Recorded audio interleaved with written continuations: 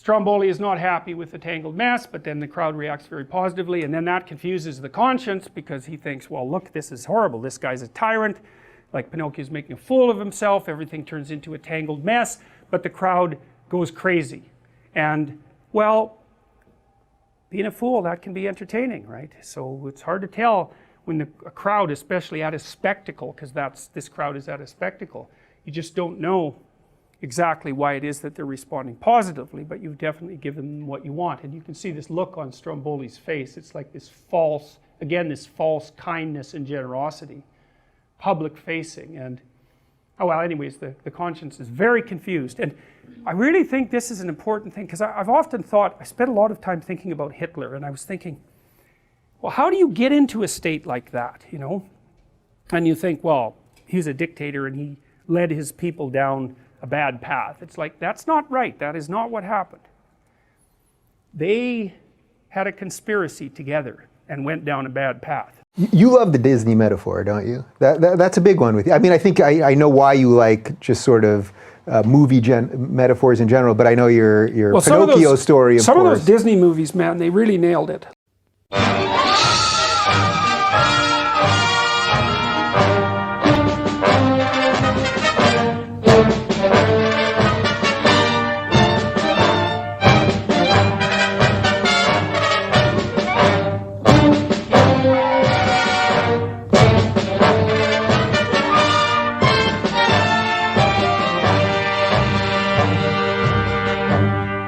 What makes a Nazi? How does he get that way? Well, let's look into the process. To begin with, Nazi control over a German child starts as soon as it's born. Fürs deutsche Vaterland. Ich überreiche Ihnen ein wertvolles Geschenk von unserem Führer. As a reward, they get a copy of Germany's bestseller. Now let's see what happens to one of Hitler's children. Kindergarten. And little Hans learns the fairy tales of the new order. Remember the story of the Sleeping Beauty? Hans was taught that the Wicked Witch was democracy.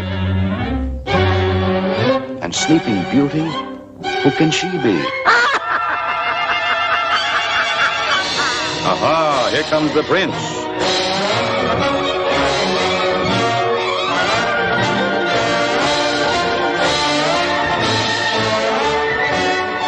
The prince is victorious. Democracy has fled. The prince breaks the magic spell with a kiss. The beautiful princess is Germany.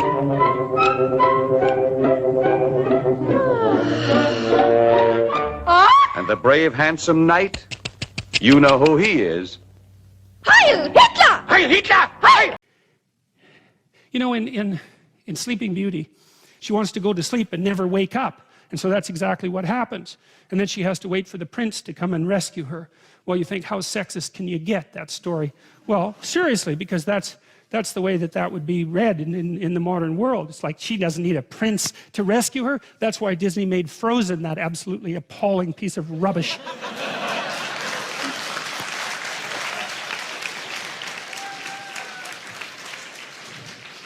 So, you know, you can say, well, the princess doesn't need a prince to rescue her, but, you know, that's a boneheaded way of looking at the story, because the prince isn't just a man who's coming to rescue the woman, and believe me, he's got his own problems, right? He's got a whole goddamn dragon he has to contend with, but the prince also represents the woman's own consciousness. The consciousness is presented very frequently in stories as symbolically masculine, as it is with the logos idea, and the idea is that without that forward-going, courageous consciousness, a woman herself will drift into unconsciousness and terror. And so you can read it as, well, the woman who's sleeping needs a man to wake her up. And of course, just like a man needs a woman to wake him up, it's the same damn thing. That's the dragon fight in Sleeping Beauty. But it's also the case that if she's only unconscious, all she can do is lay there and sleep, like the sleep of the naive and damned. She has to wake herself up and bring her own consciousness, her own masculine consciousness into the forefront so that she can survive in the world. And of course, women are trying to do that like mad.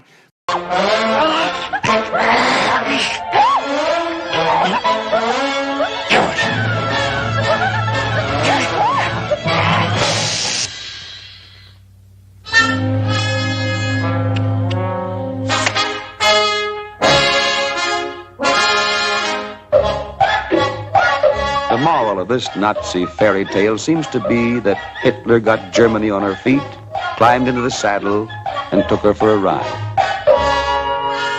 The distortion of this tale has its purpose in molding the young Nazi mind. Well, that's all propaganda for Hitler. And look at the imagery, you know. He's a knight, that's on the right. He's the knight of nationalism. Well, that's God the Father too, you know. Hitler becomes Hans's idol. Sieg Heil! Sieg Heil! Sieg Heil! In school, he's giving his daily pledge to fight, obey, and die for his Führer, which pleases the Führer very much.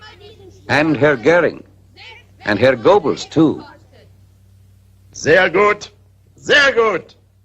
Und nun, Kinder, werden wir unsere Naturkundestunde halten. Hans's school teacher is about to give the class a little lesson in natural history. Jetzt einen Hasen. Und nun zeichne ich einen Fuchs. Nun passt gut auf, was jetzt hier passiert.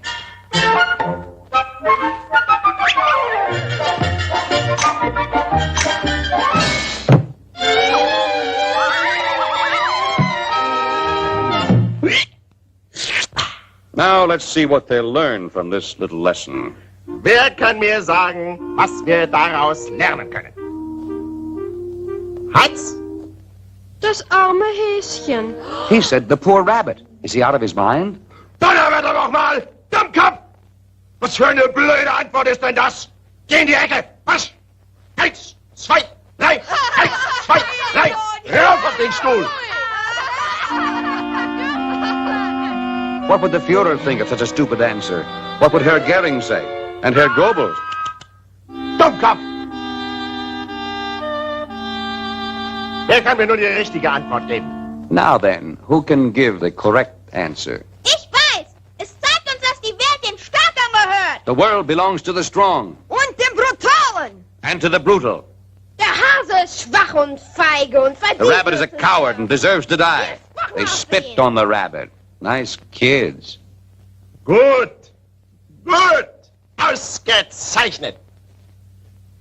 Und nun, Hans, was denkst du jetzt von dem armen Häschen? Ich hasse es! Es ist He hates the rabbit. There's no room for weaklings. Hans is learning fast. My, how he hates that rabbit. Ich hasse ihn! So, das ist besser. Hans has come around to the correct Nazi way of thinking. Nice going, eh, Adolf? If you're harmless, you're not virtuous. You're just harmless. You're like a rabbit. A rabbit isn't virtuous. It just can't do anything except get eaten. It's not virtuous. If you're a monster and you don't act monstrously, then you're virtuous. But you also have to be a monster. Well, Ja, unsere Naturkunde lehrt uns, dass Deutschland... Yes, this lesson is the basis for the Nazi creed. For Germany will likewise destroy all weak and cowardly nations.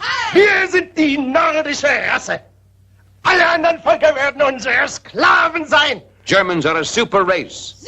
All others will be slaves. Wir sind unübertrefflich. Wir fürchten niemand. Germans are unconquerable. They fear no one. Listen to the fanatic cry. Heute gehört uns Deutschland. Morgen die ganze Welt. Today we own Germany. Tomorrow the whole world. one of the things I've always thought about Hitler is that, you know, people, you have to admire Hitler. That's the thing. Because he was an organizational genius. You know, the thing that doesn't stop people from being Hitler, the thing, people don't refuse the ambition to become Hitler because they don't have the genocidal motivation. They don't follow that pathway because they don't have the organizational genius. They've got the damn motivation. Hans is now ready for the higher education, as decreed by the Führer.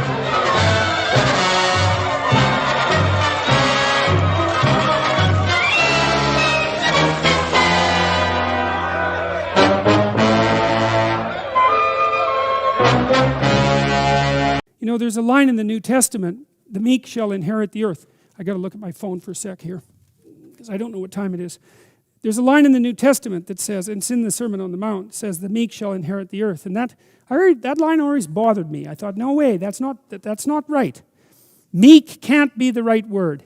So when I was doing the story of Noah and talking about the Sermon on the Mount, I spent a bunch of time looking at commentaries on that line, looking at the roots, the Greek roots and the Hebrew roots, and trying to figure out what that meant.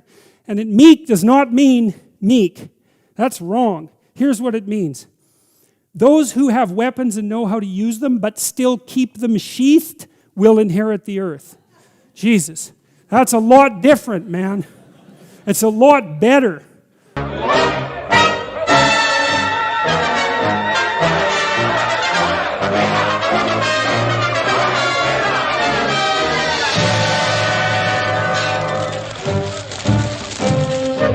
Marching and hiling and marching, Hans grows up. In him is planted no seed of laughter, hope, tolerance, or mercy. For him only hiling and marching and hiling as the years grind on. You think about the Nazis and their goose stepping. What's happening is that every single person in the military becomes an identical unit, right? They're all uniform, and they're all, in some sense, imitating the dictator in an absolutely perfect way. Manhood finds him still hiling and marching, but the grim years of regimentation have done their work. Now he's a good Nazi.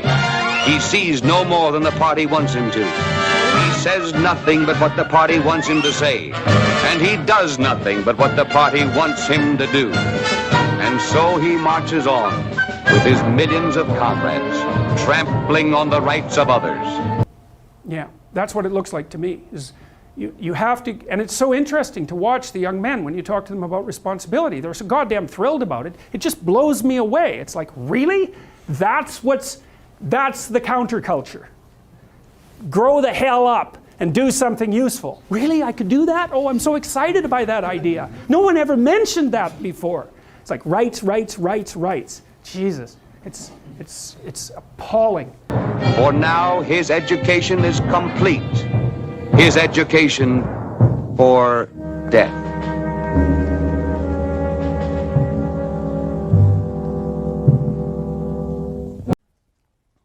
To be good, truly good, you can't just follow rules. That's very clear in the Harry Potter story. And you also have to be able to understand malevolence. And in order to understand malevolence so that you can withstand it, you have to understand that part of you that's malevolent. Because if you don't, you're naive. And if you're naive, you're easy pickings. And so that's a Jungian idea too. And the Jungian idea is that part of personality development is to understand your shadow. And the shadow is those things about you that you do not want to admit to. And you can learn about your shadow by reading history. You can read about Auschwitz. You can read about the concentration camps in Russia. And you can imagine yourself as a guard instead of as a heroic rescuer of unfortunate victims, which would be very, very unlikely. And once you can imagine yourself as a guard, which is a terrifying thing to do, then you understand something about yourself. And I actually think, and I think this is also from studying Jung, that you cannot have proper respect for yourself until you know that you're a monster. Because you won't act carefully enough. If you think, well, I'm a nice person, I'd never do anyone any harm. It's like, you're no saint. You can be sure of that. And the harm that you do people can come in many, many ways. And so, if you regard yourself as harmless, inoffensive, nice, well, why do you have any reason to be careful? You're like a teddy bear sitting on a shelf. Even if you throw it at someone, no one's going to get hurt. But that isn't what you're like, because you're a human being, and human beings are some vicious creatures. Right, because no one wants to think they're a Nazi, but everybody is one. So, look, it was 95% participation in Germany, and like the only thing that distinguishes, the average person from Hitler is that Hitler was an organizational genius. That's the distinction. It's not the bloody motivation. It's the ability. If I'm reasonable, you have to contend with my argument. If I'm not reasonable, then you can just categorize me as not reasonable and ignore me. And the best way to categorize me as not reasonable is to assume that I'm on the farthest end of the political spectrum away from you as possible, along with the reprehensible Nazis and the alt-right types, and just assume that that's me. The problem is it's not me. And if it was me, I would have been taken down 2 years ago. And the proof that it's not me is that I have 300 hours of lectures online from my entire academic career, and I haven't said a single thing that anyone has ever found that's even remotely associated with a radical right-wing viewpoint.